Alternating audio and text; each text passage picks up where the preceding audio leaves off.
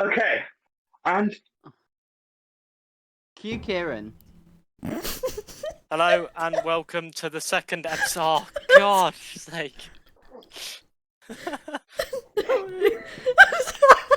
ow, fuck! God damn it. Jesus!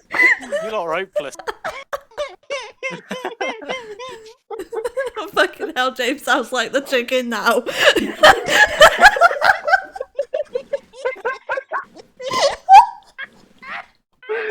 Hello and welcome to the second episode of Three Men, One Hun. I'm Kieran. I'm joined by Naomi. Oh, shit.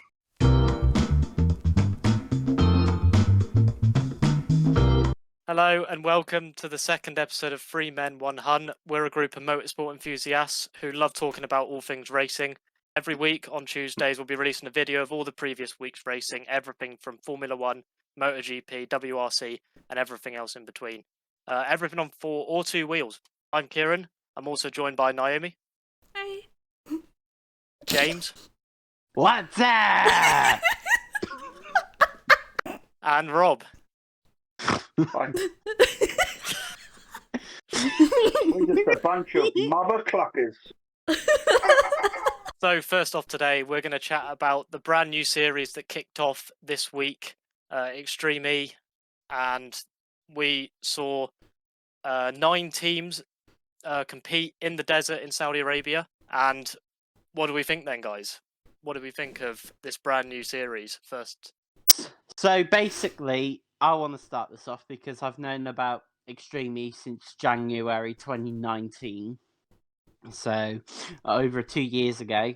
It's basically formed by Alejandro Algag, who is basically the guy who's behind Formula E.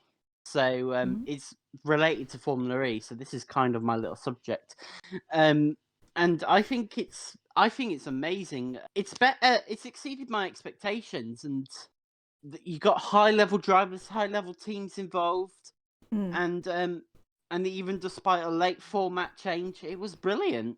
So for those who don't know a lot about Extreme E, it's basically an electric sprint version of Dakar, at least in the case of the first desert race. However, we will be going to Senegal for the Ocean XPrix. We'll be going to Argentina for the Glacier XPrix. Yeah. To Greenland for the Arctic XPrix. Well done. And what was the Amazon for the Amazon XPrix in Brazil, I believe. Well, Yeah. well We've got done, 4 Kieran. more events throughout the year, and we've got teams comprised of 1 male and 1 female driver, which is something we haven't seen Yeah. yet. That's something that I'm just all for, and how to bring women into motorsport. That is the way to go. It was brilliant. That's what we need. And it was teamwork as well, which was amazing. They all worked so well together, and there was enough respect. And I liked how one had to do 1 lap and then the other had to come back and do another lap. We all got to see how competitive both drivers were in the car as well, which was good. I enjoyed that. It was also nice to see Molly Taylor take the finish. So when they had a look at that finish shot, it was a girl that crossed the line to win that first ever XPrix. Yeah. So really good. Yeah.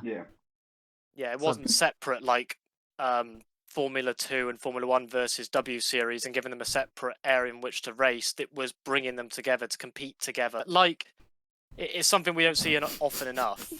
Where in sport, men and let women alone get to compete together, let alone in sport, let alone motorsport. Exactly.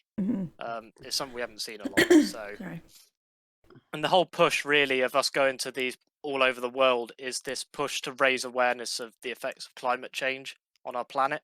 The effects of desertification in places like Saudi Arabia, the melting ice caps in the glaciers and the Arctic, for example, deforestation in the Amazon.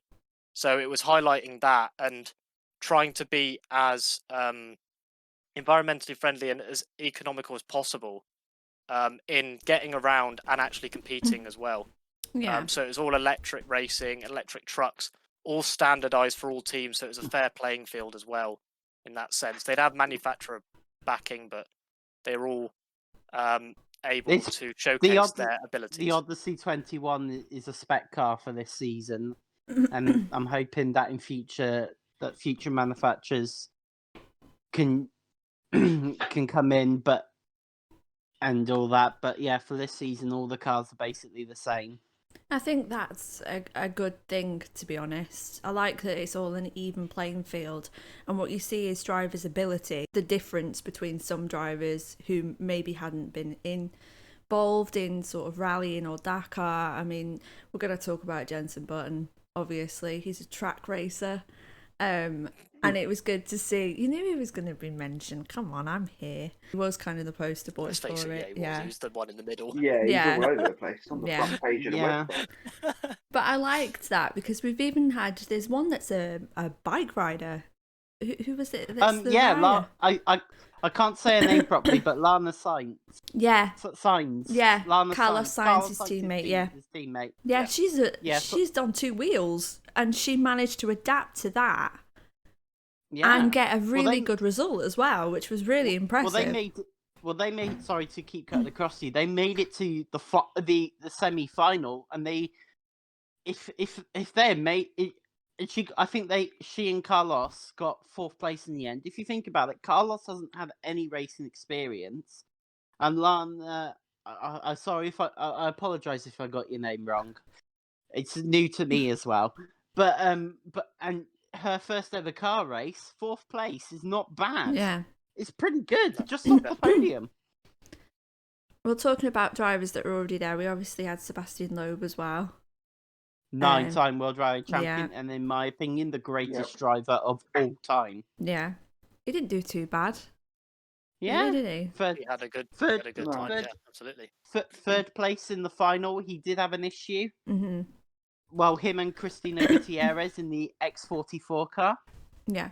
Which is the one owned by Lewis Hamilton. One thing I want to talk about is the safety of the Odyssey 21. We obviously, if you've seen any Extreme E highlights, you probably would have seen a horrible crash for Claudia Herkman, and then the shootout race, there was a collision between 2 cars as well.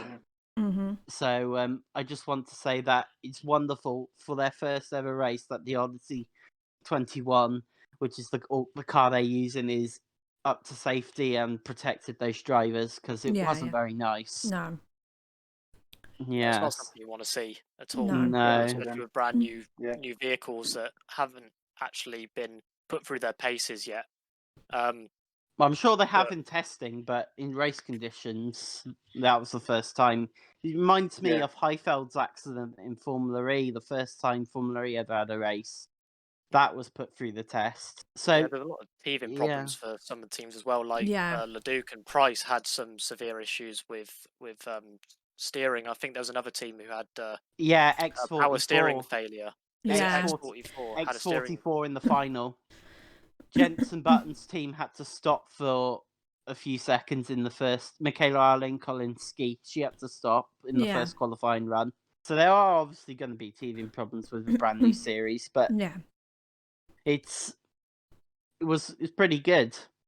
I think the main thing that I saw was that people were annoyed by the fact they didn't see much racing because of the dust. Yeah, unfortunately, that was going to be a big issue. Yeah, it obviously was, but I wouldn't let it put you off, because they're going to different areas of the world with different environments.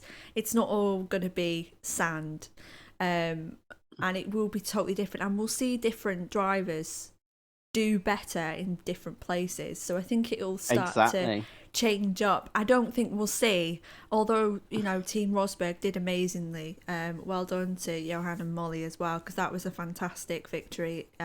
All throughout the weekend they were fantastically strong, but I don't think it will be a runaway for Team Rosberg at all. I think they literally, it's going to be hard to be the first Extreme E champion. Yeah, well, there's only 5 points in it after round 1 anyway. Obviously, the dust was a huge issue. I think we're going to Senegal next, so it's the Ocean XPrix. So I'm hoping that the surface might be a little bit more compact. Yeah, it should be. Which shouldn't get too much dust. But if you go to places like the Amazon and Greenland and Patagonia, the dust isn't going to be the issue, obviously. No, So definitely not. Even in some of the more snowy areas as well, it's because the sand is so fine that it just suspends in the air longer, so it creates a smoke screen basically that you can't see once you're behind. So the start was really critical. So I'm going to use a rally analogy here. In some rallies, the standard is 2-minute gaps, but for some rallies where the dust is high for a long time, the gap is like 3 or 4 minutes. So basically, in extremely, the dust won't. In Saudi Arabia, obviously, that was always going to be an issue. But I don't think it'll be an issue for the remaining races. So don't just turn off just yet if you didn't like the races. But I absolutely loved it. I have to say, Extreme has already moved up to one of my favourite racing series now. Yeah, it really has.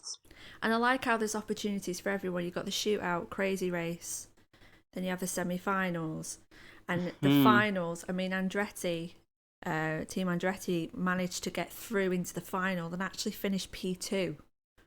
I know. Considering Katie, the first qualifying, had a puncture, it was absolutely amazing. An amazing start from Timmy as well. He's a weapon. Unbelievable. Yeah, he's a weapon. Like he's that not team. 2019 World Rallycross champion for exactly. nothing, you know? Yes, yeah. So he's definitely like that's the beauty of all this. We've got an F1 world champion, rally world champion, rallycross world champion. We've got everything in it, really, haven't we? I think Andrew Coley, the commentator, said that just in the final alone, if you include team owners as well, you had 22 FIA World Championships in the final alone. Yeah. That's incredible. Yeah. That really is incredible. This is the first event, first season. Yeah, so, and really, that was impressive. only the final. If you go back to the rest, like Veloce and all that, you got Jev involved in that, two-time Formula E World Champion. And you have Jenson Button with his own team. So you have more than 22 FIA World Championships involved in Extreme E. So there are big names behind it, and there's a reason why. X44 came third. They were quite far down the road, but they had issues, unfortunately. Power steering issues, yeah. So, I mean, good they got it home. But a fantastic finish for the top three. Yeah. Well done. And we got one thing we've got for nostalgic fans. We've got Hamilton versus Rosberg. Yeah, I think that I'm sorry. They can't sugarcoat this. That rivalry's there. I don't care. That rivalry's clear. It's there. 100%. I wonder if Rosberg fans and Lewis fans are actually gonna get involved a bit more in this. That's what I'm hoping. I reckon they will, because they stick to their drivers like a fly to. So, who did we think our team of the weekend was then in Extreme E? I'll go first. Andretti United came second after a puncture on the first qualifying session. They came back from disaster basically through the crazy race into the final. They had a brilliant start. Johan was just very good at getting past them. Unfortunately for Timmy, he was just too good at that time. They came second after all that problems. You could see the smile on both Timmy and Katie's faces. They literally survived quite a lot of shit earlier on. Sorry. They survived quite a lot of troubles over the weekend, and they managed to get back into second. And if the dust hadn't been there, and I reckon Timmy or Katie could have got past Johan and Molly. You never know. If the dust hadn't been there. I do think, though, for me, Andretti United is the team of the weekend, and just because what they've been through and they got P2 out of it. And it just shows that you should never give up. Yeah, definitely. Ever. Rob, what did you think? I hard to disagree with James. To come back from a puncture in qualifying and come second in the final, that's a brilliant effort. So hard to disagree. Katie and Timmy did really well. We're seeing a trend here, aren't we? Naomi, what did you think? Andretti, definitely. Andretti. Yeah. Brilliant comeback, brilliant drivers. We'll agree on something for once. Yeah, a little bit. Oh no, what about you, Kieran? It makes a nice change. Kieran? Well, it's hard to argue. It's got to be Andretti, isn't it? I mean, that getting that car back on a puncture in sand. I still don't know how she did it. I don't either. I'm really not sure. Even the commentators like, this is incredible. extraordinary. And How she is was she still doing she this? was still gunning for it as well. She was still like She wasn't even going slowly. No. She was only 48 seconds off. It's just Only 48. wow. Or 48 seconds after the first qualifying session, obviously. But she was only 48 seconds off. That was amazing stuff Yeah. from Katie. That's the rally driver in her coming out, because that's what you do in rally. You go flat out even with a problem. Yeah, definitely. Rally So- experience really mattered. Really Yeah. mattered. You look at the final three in terms of the male drivers. Hansen, WRX, three-time champ. No, that was Christophersen's three-time champion. Well, all three male drivers are World Rallycross winners, Yeah. and Yeah, two of them that's are right. champions. Mhm. So Exactly. And then So, Loeb yeah. is the other one that's a rally champion 9 times. So 9 times. there's Yeah, so much. but- There's a wealth of experience in them on driving in almost all conditions, basically. Yeah. And that all played a big role in it. I Yeah. mean, special mention to Christophersen though, because Yeah. Beautiful that move that driving. he pulled Hansen Yeah. right at the start of the final, absolutely incredible. What a switchback! That switchback was probably one of the greatest moves I've ever seen in. Yeah. Well, not in motor racing, but certainly, definitely of the weekend and definitely of the year for sure. Despite the dust, they took the risk and it paid off. That just shows the experience. Molly Taylor just handled that brilliantly. Yeah. When she got after the switch, she got that. She could have gone for it. She had the gap, but she looked after it, which is sometimes what you got to do just to preserve that. And don't forget, she was the one that crossed the line to win that XPrix. So well done, Molly Taylor. Well done, Katie Munnins, for everything. Yeah. Obviously, team of the weekend. And well done, Christina Gutierrez. She's learning. Yeah. And hopefully she and Loeb for X44 will also be up there with no issues. Sounds like we're all agreed for a change. Wow. 4-0 in favour of Andretti. Yeah. Rightfully so. Rightfully so. Yeah. So much if. Wow, it's so hard. It's so hard to be a Buckland. Getting up.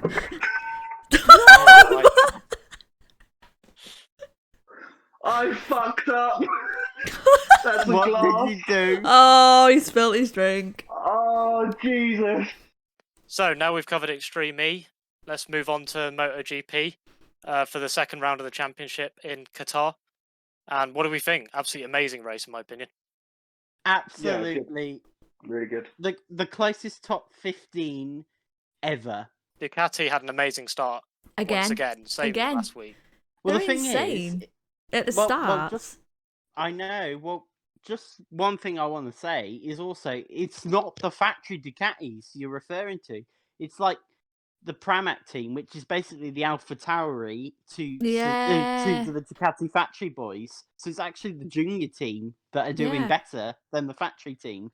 Well, it was brilliant start for Miguel Oliveira on the KTM. Actually, he got from somewhere down in the teens to like P3 at the first corner before he dropped back.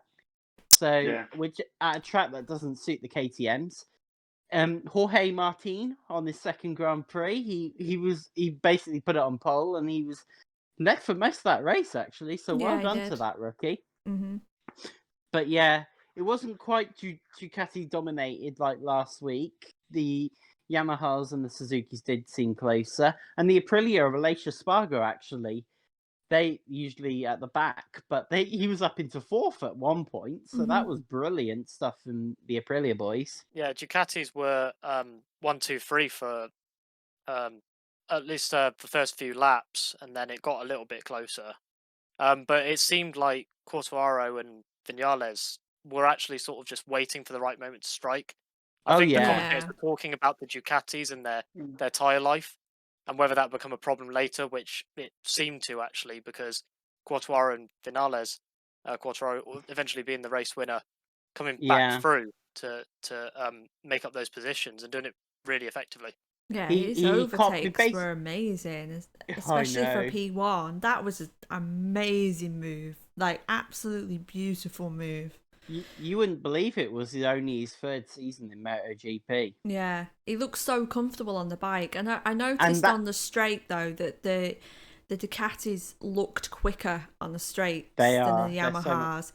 But then in the corners, the Yamahas just pick it up, especially when Fabio came and took P1. It looks so stuck to the ground. It's beautiful. You wouldn't believe that was literally only his second race in that team, in the factory Yamaha team, having come from Petronas last year. So good replacement for Valentino Rossi. So Did anyone see Rins's crazy save on lap 12? I think it was. He's coming for a right-hander, and the front tyre broke away, and he had to catch it. I really don't know how he did that. Some of the saves you see in MotoGP are absolutely incredible. I don't know how they keep it on two It's like second nature. It's like if somebody's stolen your baby, you go after it after the person it's to make sure. Yeah, that's the word I was looking for. Yeah, and you do everything you can to try get that back. So that's basically what he did. And I honestly can be I'm even scared just to go on a bicycle, let alone a motorbike. So I don't know how they do it. I don't think he even track extended either. He just had the mistake that he kept it on the track as well. I don't think he even lost position. No, which is the most extraordinary bit of it. I don't think he did. No, he didn't. No. One thing. I mean, sensational. Yeah. One thing I want to talk about is Miller and Mia. Now, I don't know if they had contact on the straight. Yeah. And there are a lot of people saying that Miller should have had a penalty. A lot of people saying it was just a racing incident. That was just crazy. But it was good that neither of them fell off. Unexplained, wasn't it? How it happened. Did he just sort of lose grip and ended up? I don't know. It was just weird. Into Mia? Yeah, I don't think it was deliberate, and I don't think it deserved a penalty. No. I just think that it was a mistake, and he was correcting himself, and that's just how he corrected himself. I don't think it was on purpose. I really don't. So I think a penalty would have been too harsh. But a lot of people are saying it was. Oh, well, why would you, as a racer, jeopardise your own vehicle or bike to mess up someone else's? There's just no way. Especially on a motorbike, because it's not like in a car where you've got the protection. A bike, it's the floor. Yeah. That's it does. That makes no sense. Like, and even in any sort of race series, you as a racer, you go in with a lot of money into a series, so to actually mess up your own race, it doesn't make sense. No. No, not really. It was a 9-way battle for the win with just a few laps to go, which was really exciting. Yeah. And basically, Martin, as a rookie, led for most of the race, but Quartararo basically copied Vinales' strategy from last week, just to slowly work your way up and then take the lead, which is what Quartararo did, and he just grabbed the bull by the horns and made sure he had that. So he was gutted last week as well when his teammate won. It was really obvious, and when you saw him at the end, that meant everything, that win. So guys, who's our rider of the day? Quartararo. I definitely agree with that. There's no real question there, really. Moving 100%. Up from the back of the top 10, gradually through the field, just picking them off one by one. Only his second race for Yamaha as well, and he got a win. So yeah. I really think, well, he was a contender last year on the Petronas bike, but he just fell apart mentally. I really think he's looking real strong this year on the factory Yamaha. I reckon he's got the right support needed, and I think he will be strong. Also, I want to give a quick shout out to Johan Zarco. He's never won a race. He still hasn't, but he's leading the championship due to his consistency. Yeah. I reckon he could do a Johan Mir if this carries on, keep finishing second every week. Well, if he's consistent enough, why not? Yeah. Pedro Acosta. It was only his second Grand Prix. The first time I ever heard his name was yesterday, because I don't usually watch Moto3. we're giving him a mention because he started the Moto3 race from the pit lane. From the pit lane, right? He's only 16-year-old, and it's only his second Grand Prix. Some of those riders have been in Moto3 for at least 8-9 seasons now. And he went up, beat them all, and he won the race. Yeah, it was amazing. Such a good pit lane. 16. Pit lane. Yeah. Sergio Perez at Bahrain vibes, I think. Yeah, definitely. Yeah, definitely. Well, I'd say Kevin Magnussen vibes as well, mixed with that, because it was basically his second ever Grand Prix, and he won it. That's true. That's what I'm referring to Kevin Magnussen, because he got a good result on his debut. Yeah. This guy's a rookie, only 16-year-old, second ever Grand Prix in anything. He won that race. I think Pedro Acosta is a name we're going to have to remember in the future. I really think he could be the next Marquez. Yeah, definitely. If that carries on. So you could end up being the motorbike version of Verstappen, jumping straight from the third tier up to the top tier. Well, it's a strong result. We have to see how he gets on for the rest of the season. But that was a that will have put him right up there with the teams. Yeah, definitely. It's hard to fluke that. Definitely. It's really hard to fluke that kind of result. That comes from raw talent. Yeah. So that they'll keep their eye on him for the future. I'm sure some of the teams are wanting to snap him up. We've got just Formula E next week, so tune in next time for my Formula special video for a double header at Rome. Yeah, so don't miss it as well. Don't miss it. Yep. I can't wait. This is basically going to be my video. James will be taking over hosting duties. So guys, thank you very much for watching. If you enjoyed the video, feel free to hit the like button. Leave a comment if you want, if you thought any of this interested you. And if you want to see more from us, make sure to hit subscribe and the bell notification icon so you don't miss a notification. We do expect these videos every Tuesday because while there is motorsport on the previous week, we'll talk about it. So thank you guys. I hope you all enjoyed yourselves.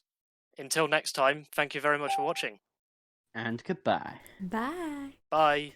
Bye. Toodaloo.